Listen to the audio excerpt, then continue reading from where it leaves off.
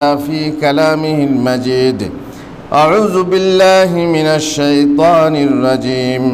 بسم الله الرحمن الرحيم. والفجر وليال عشر والشفع والوتر। জুমার দিনে উপস্থিত ভাইরা ও মায়েরা, যাবতীয় প্রশংসা আল্লাহর জন্য। শত সহস্র দরুদ ও সালাম বর্ষিত হোক মুহাম্মদুর রাসূলুল্লাহ সাল্লাল্লাহু আলাইহি ওয়াসাল্লামের উপর।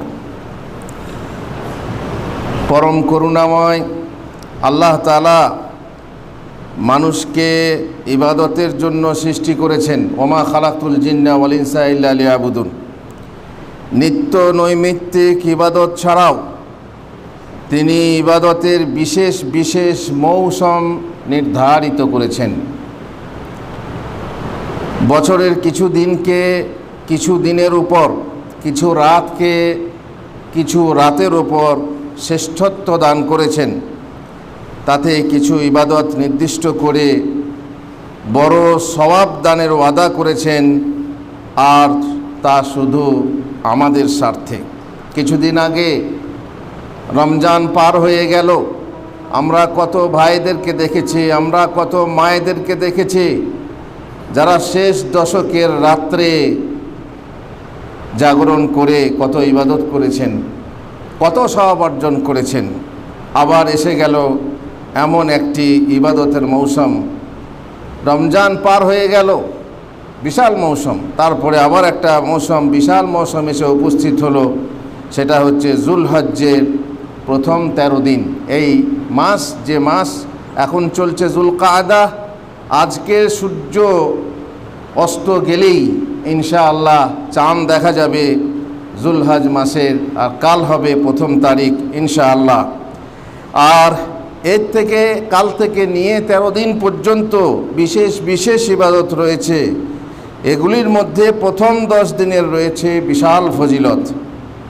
আল্লাহ রসুল সাল্লাল্লাহু আলাইহি সাল্লাম বলেছেন, মাল আমালু ফি আইয়ামিন আফদাল মিনহা ফি হাযিহি ক্বালু ওয়ালাল জিহাদু ফি সাবিলিল্লাহ ক্বাল ওয়ালাল জিহাদু ফি সাবিলিল্লাহ। এই দিনগুলিতে দেখুন, খেয়াল করে, রমজানের রাতগুলিতে ছিল শ্রেষ্ঠ আমল, রমজানের রাতের আমল ছিল শ্রেষ্ঠ, কিন্তু জিলহজ মাসের দিনের আমল হচ্ছে শ্রেষ্ঠ। এই দিনগুলির আমল আল্লাহর নিকট খুবই পছন্দনীয় এবং আল্লাহর নিকট শ্রেষ্ঠ আমল।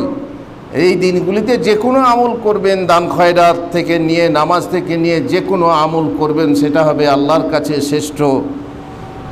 সাহাবীরা জিজ্ঞেস করলেন, ইয়া রাসূলুল্লাহ, জেহাদ থেকেও কি শ্রেষ্ঠ? জেহাদ থেকেও কি শ্রেষ্ঠ? রাসূলুল্লাহ সাল্লাল্লাহু আলাইহি ওয়াসাল্লাম বললেন, ওয়ালাল জিহাদু ফি সাবিলিল্লাহ, আল্লাহর রাস্তায় জেহাদও এর সমতুল্য হবে না। তবে হ্যাঁ, সেই ব্যক্তির আমল যে নিজের জান মাল সহ বেরিয়ে যায় ফালাম ইয়ারজি বিশাই, এবং তার কিছুই না নিয়ে ফিরে আসে, তার মানে ফিরে আসে না, তার মানে সে শহীদ হয়ে যায়। আল্লাহু আকবার। এই হচ্ছে জিলহজ মাসের প্রথম 10 দিনের ফজিলত। আফজালু আইয়ামিদ দুনিয়া আইয়ামুল আশর, সব দুনিয়ার সর্বশ্রেষ্ঠ দিন হচ্ছে এই 10 দিন, যেটা আগামী মাসে আসছে। আর আগে বলেছিলাম যে এটা হচ্ছে হারামের মাস। এই 4টি মাস হচ্ছে হারামের মাস। প্রথম হচ্ছে জুলকাদা, জুলহজ্জা, মুহররম, আর রজব মাস হচ্ছে হারামের মাস। তার তো এমনি মর্যাদা রয়েছে, তার উপরে বিশেষ কারণে এই 10টি দিন বা 13টি দিনের মর্যাদা রয়েছে সবার উপরে। প্রথমত আল্লাহ তাআলা এই 10 দিনের শপথ করেছেন, আর কোনো জিনিসের নামে শপথ করা তার শ্রেষ্ঠত্ব মাহাত্ম্যেরই প্রমাণ। আল্লাহ তাআলা বলেছেন, ওয়াল ফজর ওয়াল লায়ালিন আশর, ফজরের কসম আর 10 দিনের কসম। আর মুফাসসিরিনরা বলেছেন এই 10 দিন বা 10 রাত বলতে উদ্দেশ্য হলো সেটা হচ্ছে জুলহজ মাসের প্রথম 10 দিন। এই হচ্ছে এর ফজিলত। আর বুঝতেই পাচ্ছেন যে কত বিশাল ফজিলত, যে আল্লাহর নিকটে কোনো শ্রেষ্ঠ আমল নেই। জেহাদ থেকেও বেশি শ্রেষ্ঠ আমল এই দিনের আমলগুলো। আর মাঝখানে বলে রাখি, একটা হাদিস বর্ণিত হয়েছে, যে হাদিস সহিহ না, সেটা হচ্ছে জুলহজ মাসের প্রথম 10 দিনের প্রতিদিনের রোজার ফজিলত হচ্ছে 1 বছর রোজা রাখার সমপরিমাণ। প্রতি রাতের ইবাদতের ফজিলত হচ্ছে শবে কদরের রাতে ইবাদতের সমান পরিমাণ। এই হাদিস কিন্তু সহি নয়। মহানবী সাল্লাল্লাহু আলাইহি সাল্লাম এই দিনগুলিতে সৎকর্ম করার জন্য সকলকে উদ্বুদ্ধ করেছেন, যেহেতু এই দিনগুলির সকলের জন্য পবিত্র ও মর্যাদাপূর্ণ এবং বিশেষ করে হাজিদের যারা মক্কাতে হজ পালন করতে গেছেন সেই পবিত্র স্থানে হারামে আরও বেশি গুরুত্বপূর্ণ।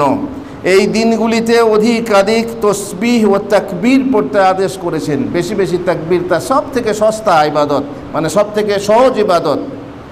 ঠিক আছে, যে কোনো মানুষ বসে আছে, সেখানে না উজুর দরকার না কিছুর দরকার, চুপ করে বসে বসে তাসবিহ পাঠ করবে। সুবহানাল্লাহ, আলহামদুলিল্লাহ, লা ইলাহা ইল্লাল্লাহ, আল্লাহু আকবার। আমরা অনেক সময় বলি কি দোয়া পড়বো জানি না। আরে এগুলো তো সহজ, সবারই মুখস্থ আছে। সুবহানাল্লাহ, আলহামদুলিল্লাহ। মায়েরা কাজে ব্যস্ত, সাংসারিক কাজে ব্যস্ত থাকা সত্ত্বেও তারা পড়তে পারেন সুবহানাল্লাহ, আলহামদুলিল্লাহ, লা ইলাহা ইল্লাল্লাহ, আল্লাহু আকবার। এইভাবে তাসবিহ ও তাহমিদ বেশি বেশি করে পড়তে বলা হয়েছে। এই দিনগুলির মধ্যে আরাফা ও কোরবানির দিন রয়েছে। এই 13 দিনের মধ্যে আরাফার দিন রয়েছে, কোরবানির দিন রয়েছে। এইগুলির মধ্যে কোরবানি ও হজ করার মতো বড় আমল রয়েছে। ওই দিনগুলির আমল জিহাদ থেকেও উত্তম বলা হয়েছে। আবু জার, অথচ আবু জার রাদিয়াল্লাহু তাআলা থেকে বর্ণিত, তিনি বলেন, আমি বললাম, হে আল্লাহর রাসূল সাল্লাল্লাহু আলাইহি ওয়াসাল্লাম, কোন আমল সর্বোত্তম সর্বশ্রেষ্ঠ? তখন তিনি বলেছিলেন, আল্লাহর প্রতি আল ঈমান ও বিল্লাহ, তারপরে সুম্মাল জিহাদু ফি সাবিলিল্লাহ, আল্লাহর প্রতি ঈমান রেখে তারপরে জিহাদ, আল্লাহ তাআলার রাস্তায় জিহাদ করা, এ হচ্ছে সর্বশ্রেষ্ঠ আমল। কিন্তু এই দিনগুলিতে আমল করা, যে কোনো আমল আপনি করবেন, ভালো কাজ করবেন, ইবাদত করবেন, সেটাও জিহাদ থেকে বেশি ফজিলতপূর্ণ হবে, বেশি গুরুত্বপূর্ণ, মাহাত্ম্যপূর্ণ হবে।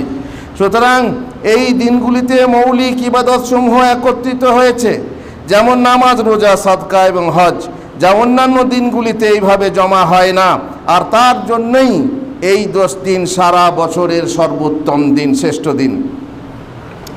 অবশ্য জিহাদ ফরজ হলে সেটা আলাদা কথা, তবে ক্ষেত্র বিশেষে কোনো শ্রেষ্ঠ আমল থেকেও অন্য আমল শ্রেষ্ঠ হয়ে থাকে। যেমন কোরআন তেলাওয়াত, তাসবিহ অপেক্ষা শ্রেষ্ঠ আমল। বসে সুবহানাল্লাহ সুবহানাল্লাহ করছেন, তার থেকে শ্রেষ্ঠ হচ্ছে কোরআন তেলাওয়াত করা। কিন্তু রুকু সেজদাতে আপনাকে তাসবিহ পড়তে হবে, এটাই শ্রেষ্ঠ, বরং রুকু সেজদাতে কোরআন তেলাওয়াত বৈধই নয়। অবশ্য রমজানের শেষ দশকে ফজিলত কম নয়। যেমন বলা হয়েছে, ওলামাগণ বলেছেন, জুলহজ্জের প্রথম 10 দিন বছরের সর্বশ্রেষ্ঠ দিন, আর রমজানের শেষ দশকের রাতগুলি বছরের সর্বশ্রেষ্ঠ রাত। ব্রাদারানে ইসলাম, সেই বরকতময় দিনগুলি আমাদের সামনে এসে উপস্থিত হয়েছে।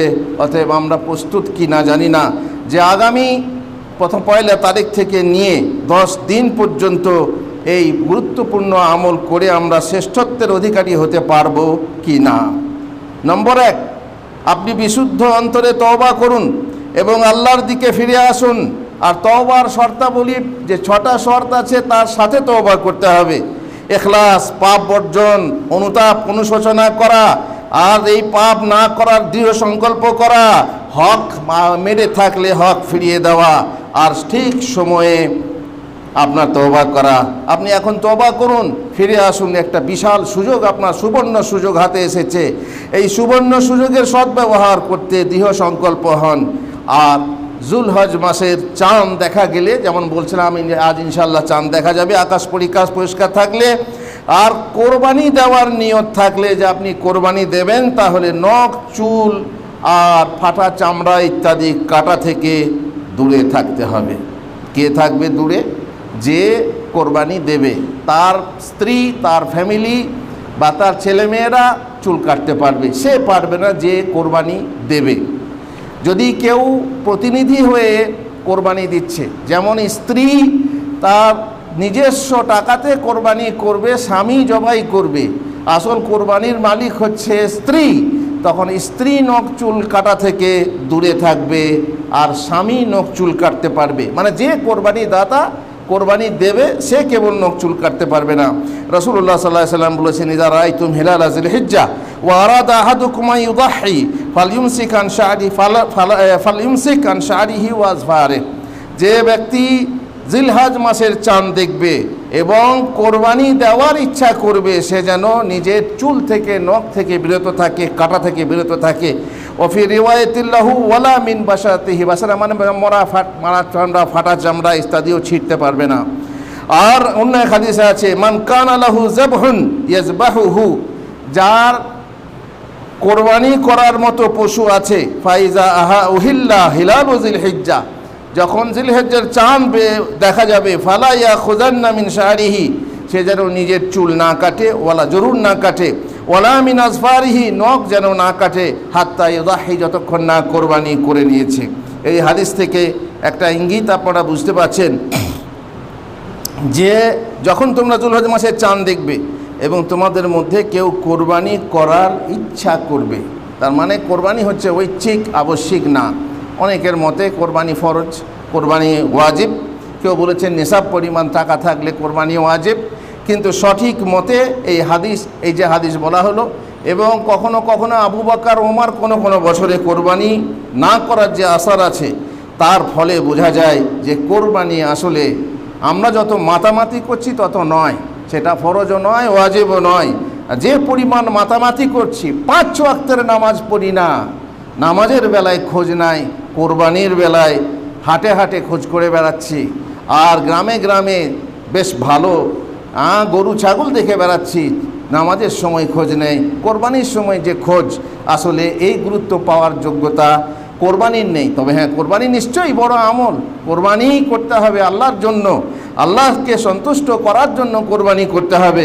তুমি নামাজ না পড়ে আল্লাহকে অসন্তুষ্ট রাখলে আর কোরবানি দিয়ে আল্লাহকে সন্তুষ্ট করবে, এ ধারণা তোমার বৃথা, এ সন্তুষ্টি তোমার জন্য বেকার হবে।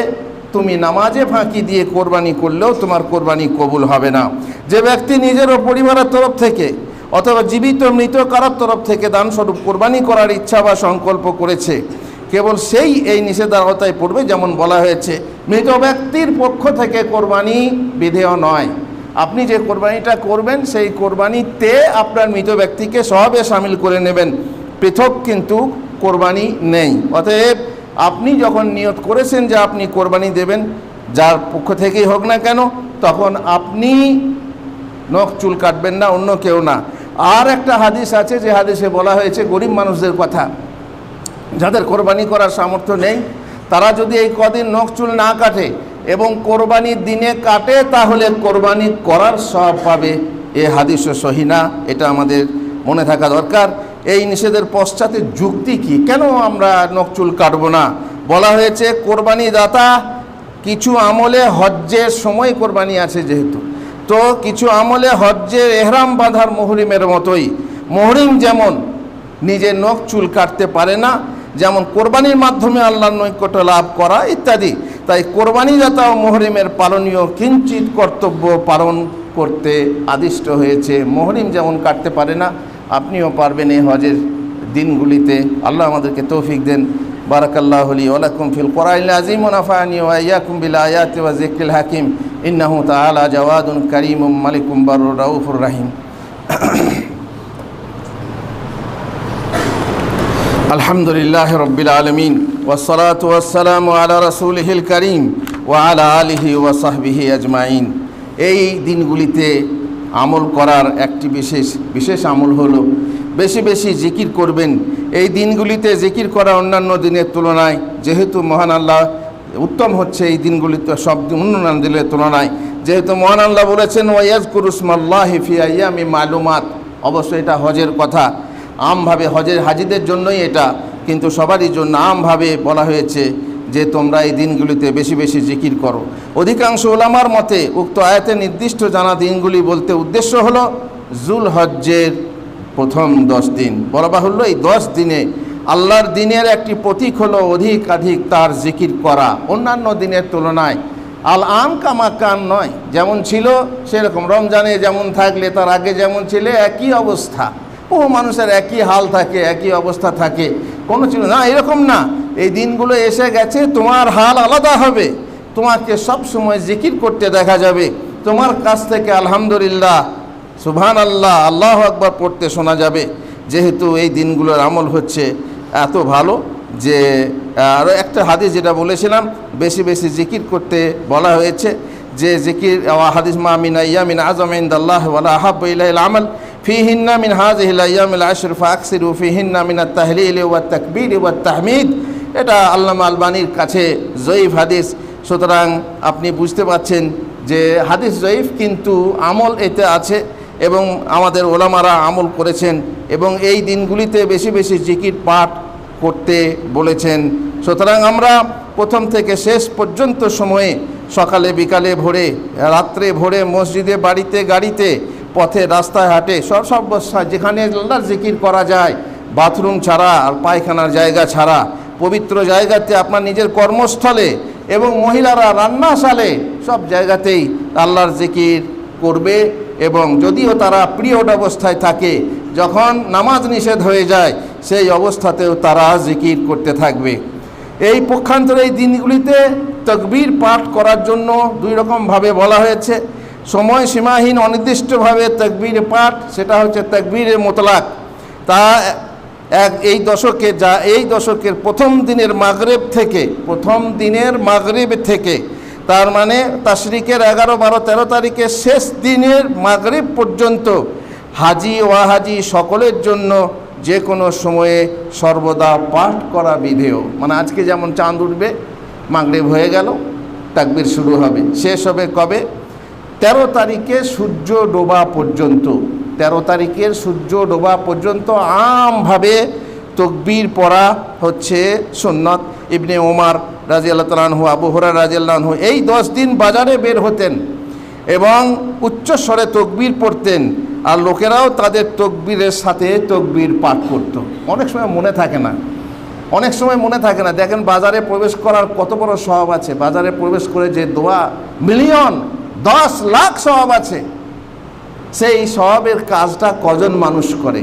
আমাদের মধ্যে অনেকেই বাজারে যায়, গুসকারা যায়, বোলপুর যায়, বর্ধমান যায়, একে হাত তুলে বলবে যে হ্যাঁ আমি সেখানে বাজারে গিয়ে, যেহেতু সেখানে ব্যস্ততার সময়, সেখানে লাল নীল এটা সেটা দেখতে দেখতে মানে আল্লাহর জিকির করব, এটাই মানে কল্পনাই করা যায় না। সেখানে জিকির করলে পরে বেশি সওয়াব, এই জন্যই দেওয়া হয়েছে। সুতরাং আপনি এই তাকবীর পড়বেন, বাজারে গিয়েও পড়বেন। আবু হুরায়রা, হযরত ইবনে ওমর কেন পড়তেন? যাতে করে লোকেরা তাদের তাকবীর পাঠ শুনে, তো কোন সময় মনে থাকে না। আপনি মসজিদে এলেন, এসে যখন দেখবেন সবাই চুপচাপ আছে, আপনি তাকবীর সশব্দ করে পড়বেন, দেখেন বাকিরাও পড়তে শুরু করেছে। এইভাবে আপনি চেষ্টা করবেন যাতে আপনার তাকবীর শুনে অন্যও পড়তে শুরু করে দেয়। 2 নম্বর তাকবীর হচ্ছে সময়সীমাবদ্ধতা। সময়সীমা নির্দিষ্ট করার সময়বদ্ধভাবে তাকবীর, সেটা হচ্ছে প্রত্যেক নামাজের পর। তা হলো ফরজ নামাজের পর তাকবীর পাঠ করা। এই তাকবীর আরাফার দিন কখন শুরু হবে? আরাফার দিন কবে?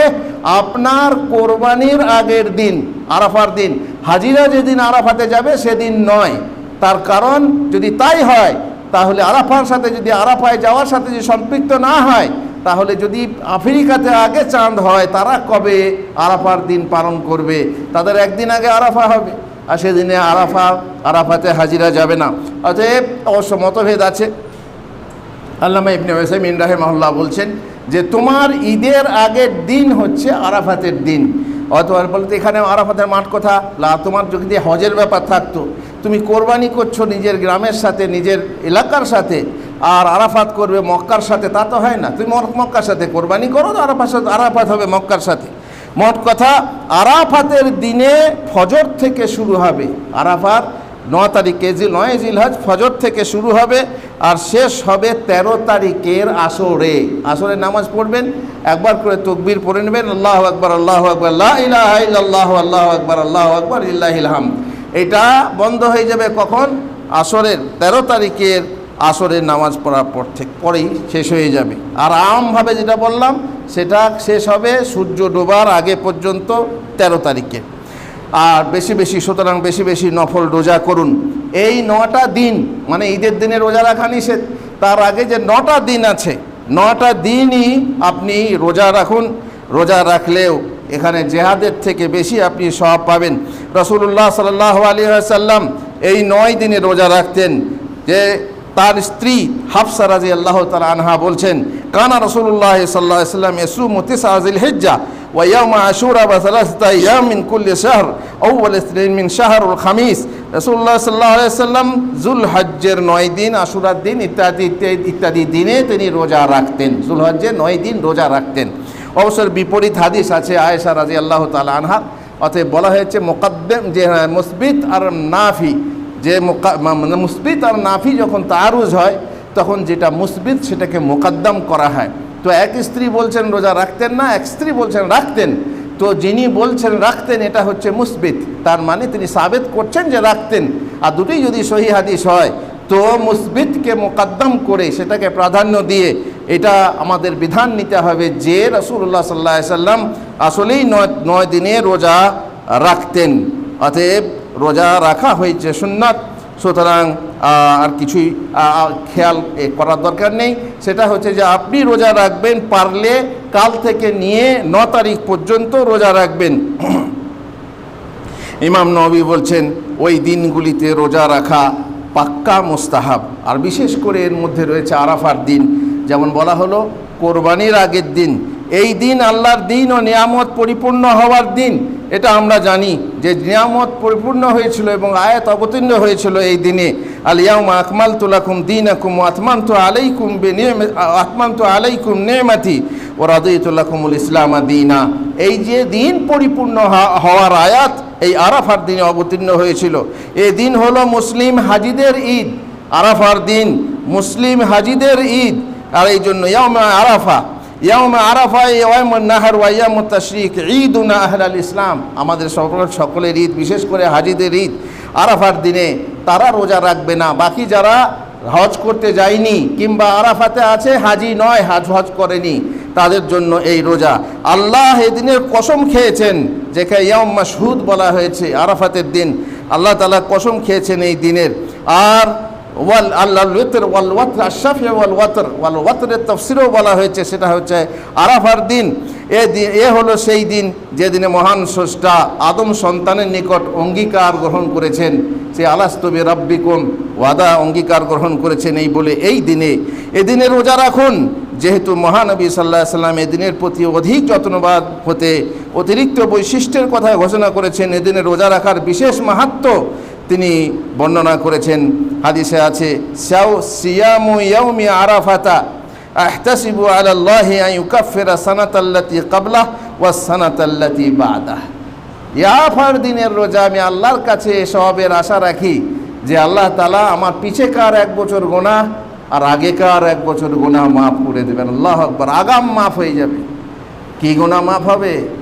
সাগীরা গুনাহ। এটা ভাববেন না। তাহলে আরাফার দিনে রোজা রেখে নিই, তারপরে আগামীতে সুদ ঘুষ যা কিছু আছে, হক মারা থেকে নিয়ে ব্যভিচার থেকে নিয়ে যা করবো কোনো সমস্যা নেই, মানুষ খুন করলেও সমস্যা নেই, না তা নয়।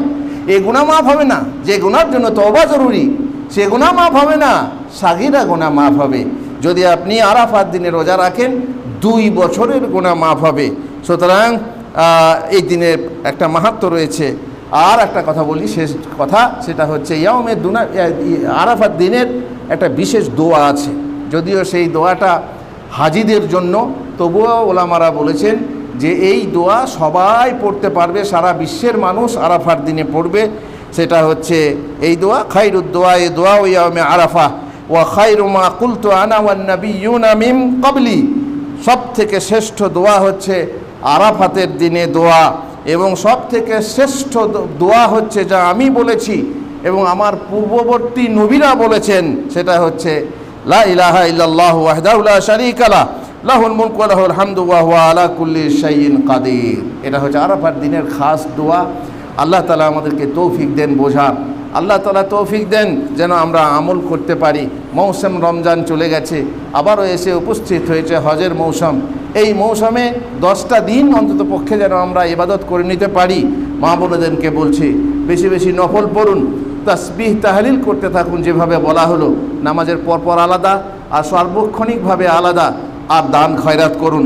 এমন আমল এমন সব পাবেন যে আপনার জিহাদ থেকেও, আল্লাহর রাস্তায় জিহাদ থেকেও, যদিও শ্রেষ্ঠ আমল বলা হয়েছে জিহাদকে ইমানের পরে, সেই জিহাদ থেকেও আপনি বেশি সওয়াব পাবেন। আল্লাহ আমাদেরকে তৌফিক দেন। আল্লাহুম্মা সাল্লি আলা মুহাম্মদ ওয়া